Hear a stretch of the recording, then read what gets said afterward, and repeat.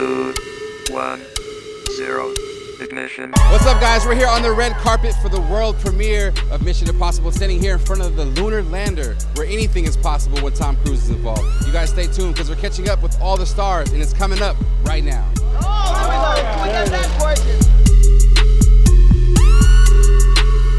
Good to see you. Hi. So, we're here with Queen Angela. I mean, how do you feel about being embraced by our community as a hailed queen, given the fact that you had so much success in the last film, Black Panther? We need to see ourselves as queen. Absolutely. You know, whether on the screen or whether in our mother's eyes, you know, or in families or in our partners, our loved ones, our young girls. We need to see the princess, the queens, and, you know, treat them as such and believe that as such about ourselves. So imagery is very powerful. So to have Black Panther has really been a bomb. It's been a great thing. Quite exciting. So, Have your experiences here on Mission Impossible, has there anything that's happened to you that you feel like you're going to take with you for the rest of your life, whether it's an experience with Tom Cruise? I mean, he's such a stand-up guy. he really is a stand-up, consummate human being, artist, professional. And I definitely take that with me. You know, the tone that he sets on a set.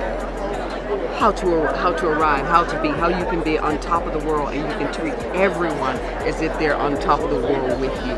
You know, I take a lot from that moment, from the moment of working with him. Me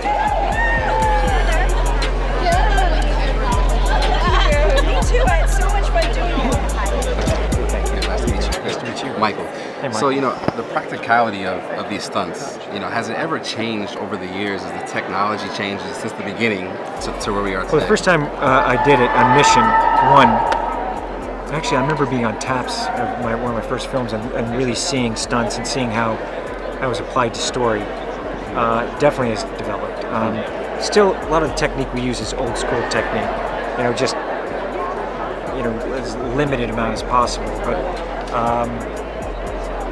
you know, a lot of stuff we do, it's just get in the car, put the cameras on, and drive. Right. Luckily, the cameras are a little smaller because a lot of times I'm driving a car, I've got the cameras right in front, and I just see little pieces through, and I'm kind of weaving my way through it. But definitely, I've learned a lot. I mean, over the past 4 decades of making movies, I've developed, you know, a creative process that works well, and when also, you know, depending on when I'm doing stunts and how to set it up properly to try to, you know, ease the recovery, you know, make sure that I can recover when I'm doing it, and the kind of prep time. I really changed how we prepare a Mission Impossible and how much time we spend preparing Mission Impossible, so it has developed in that way. Now, you mentioned story. I know Q is a big, you know, director when it comes to developing that backstory. Is there ever a time when you guys may chat just kind of off the cuff and develop a backstory to your character that we may not be privy to as audience members? Yeah, there's always stuff we're talking about, story and character. Definitely about where, you know, with all the characters, you know, with all of them, and sometimes it finds its way into the movie, you know, like the White Widow. Yes. You know, some of that stuff, but that's something that we talked about privately.